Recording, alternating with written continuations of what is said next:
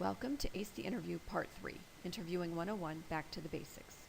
This workshop will provide an overview of what to expect during the interview and how to close the interview. It's not essential to have a high IQ to be successful in an interview, but it is critical that you be knowledgeable in several areas. First and foremost, know yourself. Identify your strengths and weaknesses as well as your experiences and skills and be able to discuss them. Know what you have to offer. Consider your geographic and salary requirements, where you want to live, and what is the realistic minimum salary you can afford to accept. Know the industry. What are the current trends? Be familiar with the industry jargon and lingo. Consider becoming a member of professional organizations within that industry. Finally, know the company. Do your research. What does the company do? What are the products or services provided? Who are their competitors? Demonstrating that you've researched the organization shows the employer that you are really interested in that specific company. It sets you apart from individuals who are looking for any job. Here are some things to consider to help make your interview a success. Consider a portfolio. They are a great way to showcase you and your best work. Contrary to popular belief, portfolios do not have to be massive works of art. They may just contain a few important documents. Have you ever heard the phrase, "A picture is worth 1,000 words"? In an interview, a portfolio gives you the opportunity to back up what you're saying with tangible examples of what you've done. Always be prepared. Take additional copies of your resume and references to an interview. You never know when the opportunity to share your resume will present itself. Be ready when that opportunity arises.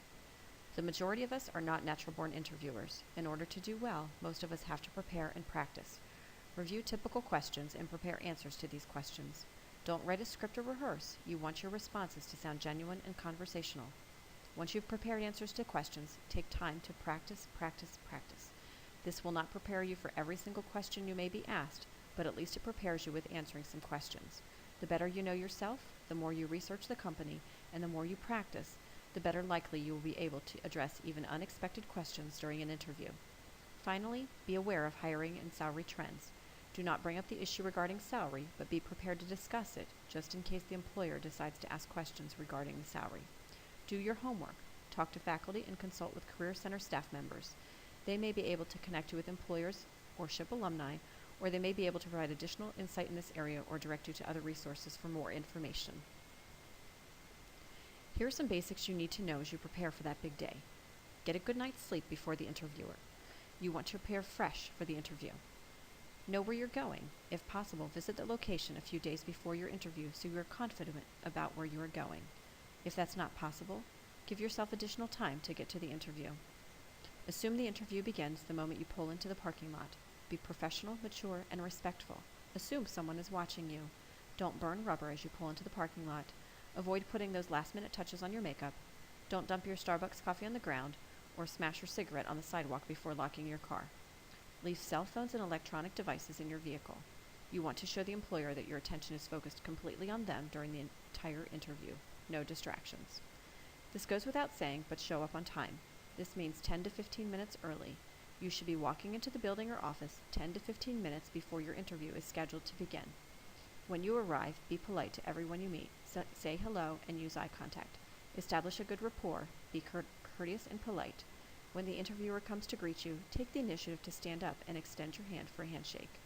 Finally, bring a portfolio and/or briefcase to the interview. If you have several items, the briefcase will help you stay organized, and it will also make you appear professional and mature.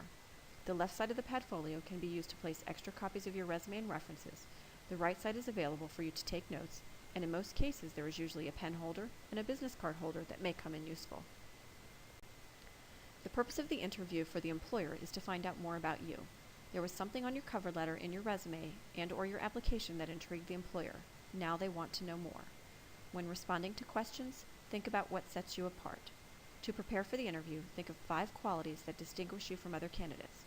Before concluding that interview, make sure you've covered those 5 things. What are some of the assets and experiences you want to make sure the employer knows about you? Find a way to weave these items into your interview. Be genuine and sincere. Honesty is the best policy. If you don't know the answer to a question, don't lie or try to wing it. If you're caught off guard, you have a couple of options. Ask them to restate or clarify the question. This may give you some additional time to consider an appropriate response. If you really don't know, say, "You brought up a really good point. Unfortunately, I don't have the answer to that, but I can guarantee you that I will go back and research the information and be able to provide you with a detailed answer before the end of the day, or something similar that indicates you will research that point and get an answer. During an interview, be prepared to talk. Remember, you are trying to sell yourself during the interview. For the employer to get a better picture of what you have to offer, you should do approximately 70% of the talking. So in a nutshell, be prepared to talk about yourself for 45 minutes in an hour-long interview. Avoid canned responses. Recruiters will spot them immediately. For example, if you're asked, "Why do you want to work for us?" don't respond with, "I've always wanted to work for children," or "I've always wanted to work for one of the big 4 accounting firms." Your response should include information that demonstrates you've done your homework and you have the skills or experiences that set you apart. When answering questions, here is a 4-step approach to follow. This method will help you remain focused. In addition, this will help you expand upon your answers so you are providing the recruiter with well-thought-out, in-depth responses. Step 1, restate the question. It really is that simple. Step 2, answer the question.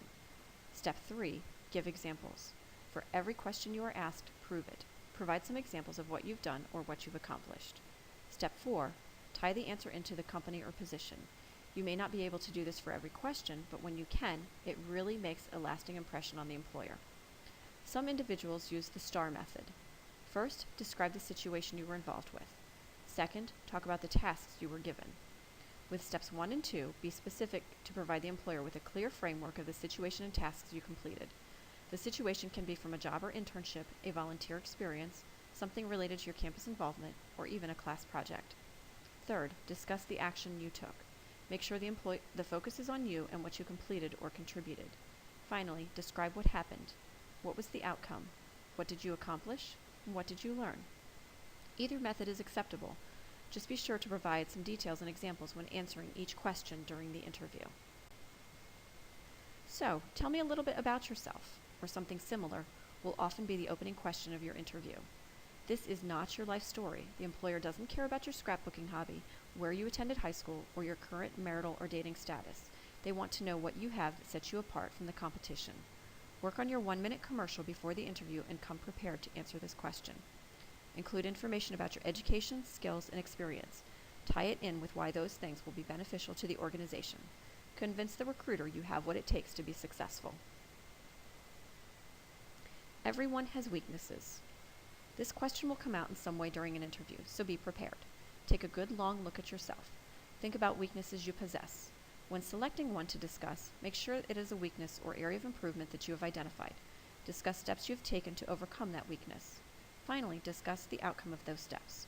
This does not necessarily mean you've completely overcome that weakness, but you're letting the employer know you're aware of it and that you've taken steps to minimize or overcome the issue, and here's where you currently are in addressing it.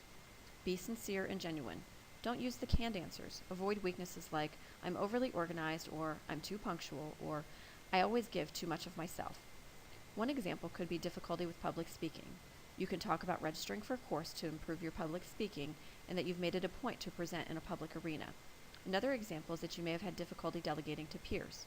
Discuss how you've taken on leadership roles in campus organizations and made it a point to delegate responsibilities.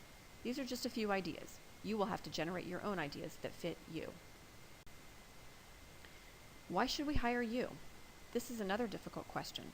The employer is trying to determine what makes you unique compared to other candidates. Discuss positive qualities and experiences that sell you. Consider what you know about the company. How can you make your skills and experiences tie in with that? By doing this, you demonstrate to the employer you've done your homework and that you will be a good fit for the organization. When answering any difficult question, respond positively. Even if they ask you to talk about a negative circumstance, put a positive twist on it. Talk about how you grew professionally or what you learned from the situation. Questions in your interview should relate to the job. What does the employer need to know about you to decide if you can perform the functions of the job? Employers sometimes stray from job-related questions into areas that relate to personal information and protected characteristics. In many cases, the interviewer may be asking these questions very innocently with no wrong intent. However, that doesn't change the fact that the question is still improper for the interview.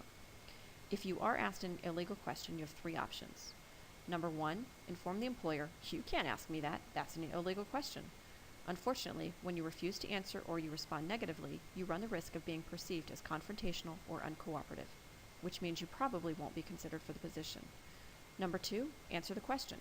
Keep in mind, if you open that door, They may keep going with that line of questioning, or, based on your response, you may be eliminated from consideration. Number 3, answer the question without answering it. Respond to a question as it relates to the job.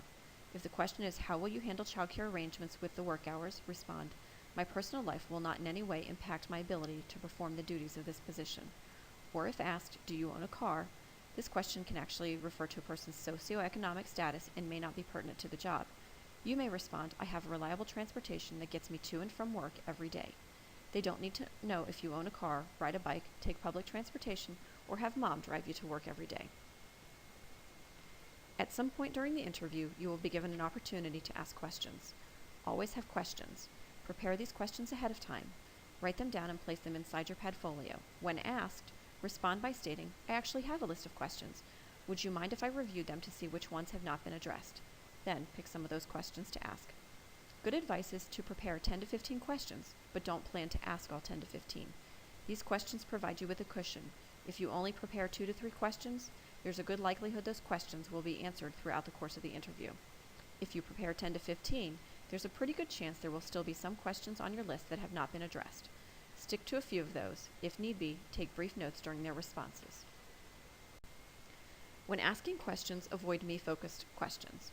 Your questions should demonstrate a genuine interest in the company and position. Avoid questions that relate to salary, benefits, or what you will personally gain. Focus on questions that are going to demonstrate you've researched the employer and you want to know more. Ask questions that convey to the employer you have a sincere interest in this specific position and not that you're looking for just any job.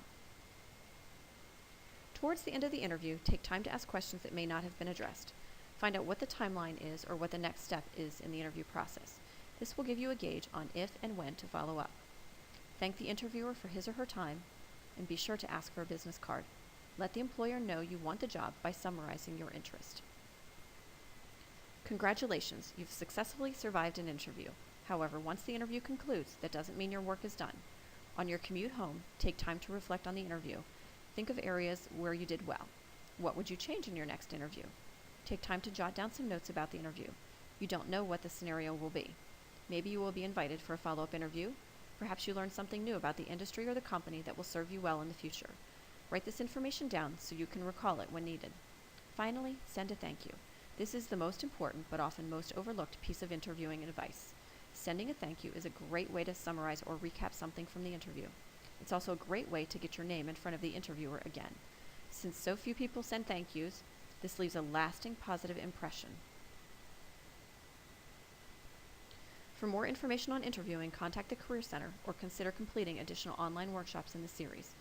Visit the website at www.ship.edu/career. Click Career Tools on the left side of the page for a variety of resources, workshops, and PDFs on these and other career-related topics.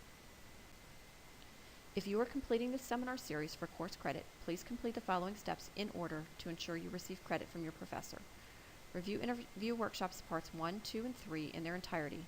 Go to www.ship.edu/career. Click Online Interview Workshops under Surveys and Feedback. Complete the online survey completely and accurately to ensure you receive credit. If you have questions concerning the content of this workshop or would like to schedule an appointment, contact the Career Center at 717-477-1484 or by email at career@ship.edu. For alumni, call 717-477-1218 or email alumni@ship.edu.